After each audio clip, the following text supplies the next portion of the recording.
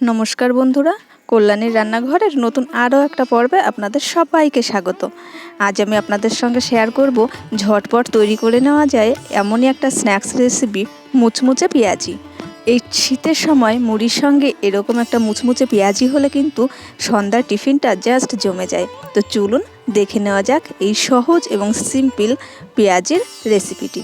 এর জন্য আমি এক বাটি পেঁয়াজ কুচি করে কেটে নিয়েছি। একটা মিক্সিং বলে পেঁয়াজটা দেওয়ার পরে পেঁয়াজগুলো একটু জয়েন্ট হয়ে আছে, সেগুলোকে হাত দিয়ে চেপে চেপে একটু ভেঙে নিতে হবে। এতে করে পেঁয়াজিটা বেশ ভালো হয়, এক জায়গায় পেঁয়াজগুলো জমে থাকে না। এর মধ্যে দিয়ে দিচ্ছি আমি হাফ বাটি পরিমাণে বেসন। এখানে আমি ছোলার বেসনটা ব্যবহার করছি। এর সঙ্গেই দিয়ে দিচ্ছি 2 টেবিল স্পুন কর্নফ্লাওয়ার। কর্নফ্লাওয়ারটা দিলে পেঁয়াজিটা বেশি মুচমুচে হয়। যে কোনো পকোড়ার মধ্যে কর্নফ্লাওয়ার দেওয়া হলে বেশ মুচমুচে হয় খেতে। আর পরিমাণ মতন লবণ দিয়ে দিয়েছি। এবারে জল ছাড়া একটু মেখে নেব, তারপরে বোঝা যাবে কতটা জল দিতে হবে। একবারে বেশি জল দিয়ে দিলে একদম নরম হয়ে যায়, পেঁয়াজিটা মুচমুচে হয় না, নরম নরমই থেকে যায়। তাই আগে একটু চটকে মেখে নিচ্ছি যে কতটা পরিমাণে জল লাগতে পারে সেটা দেখার জন্য। তারপরে যতটুকু জল লাগবে ঠিক ততটা পরিমাণে, একদম অল্প পরিমাণেই জল লাগছে, সেই জলটা দিয়ে একটু মেখে নেব। তবে আমি এখনও কিন্তু এখানে লঙ্কা ব্যবহার করিনি, যেহেতু আমার বাড়িতে বাচ্চা রয়েছে, তাই আগে একটু লঙ্কা ছাড়া এই পেঁয়াজ মাখাটা তুলে রেখে তারপরে আবার লঙ্কা কুচি ব্যবহার করব। যদি আপনাদের বাড়িতে বাচ্চা না থাকে আপনারা এই সময়ই লঙ্কাটা দিয়ে একবারে মেখে নিতে পারেন। তো আমি এই 3-4টে মতো হবে সেরকম একটু তুলে রেখে দিচ্ছি, সেটা আমার ছেলের জন্য। তারপরে লঙ্কা কুচি দিয়ে দিচ্ছি। তবে লঙ্কাটা অবশ্যই আপনারা আপনাদের টেস্ট অনুযায়ী দিয়ে দেবেন, কম বা বেশি যতটুকু লাগে। লঙ্কা দেওয়ার পরে আবার একটু ভালোভাবে মাখিয়ে নিতে হবে, যাতে করে লঙ্কা কুচিগুলো সব জায়গায় সমানভাবে মিশে যায়। লঙ্কাটা মেশানো হয়ে গেছে। এদিকে ওভেনে একটা ফ্রাইং প্যান বসিয়ে দিয়েছি। ফ্রাইং প্যানটা ভালোভাবে গরম হয়ে গেলে দিয়ে দিচ্ছি সাদা তেল। খুব বেশি তেল দিচ্ছি না আমি এখানে, অল্প তেলেই এই পেঁয়াজিটা তৈরি করে নেব। সবসময় তো খুব বেশি তেলের ব্যবহার করা সম্ভব হয় না।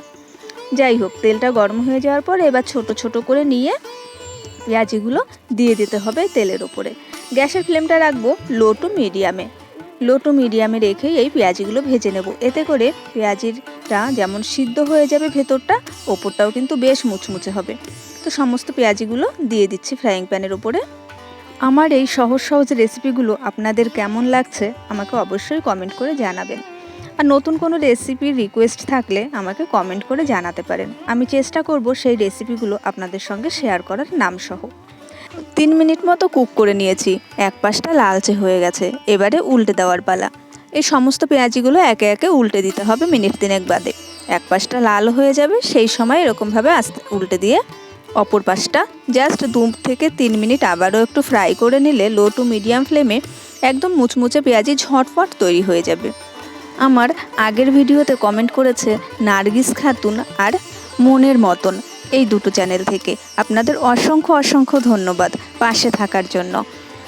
তো বন্ধুরা, আশা করছি আমার আজকের এই ঝটপট পেঁয়াজির রেসিপি আপনাদের ভালো লেগেছে। ভালো লাগলে চ্যানেলটা সাবস্ক্রাইব করার অনুরোধ রইল। পাশে থাকা বেল আইকন অবশ্যই ক্লিক করে রাখবেন, যাতে আমি নতুন নতুন রেসিপি শেয়ার করার সঙ্গে সঙ্গে আপনারা নোটিফিকেশান পেয়ে যান। দেখা হবে পরের রেসিপির সঙ্গে, সেই পর্যন্ত সবাই ভালো থাকবেন।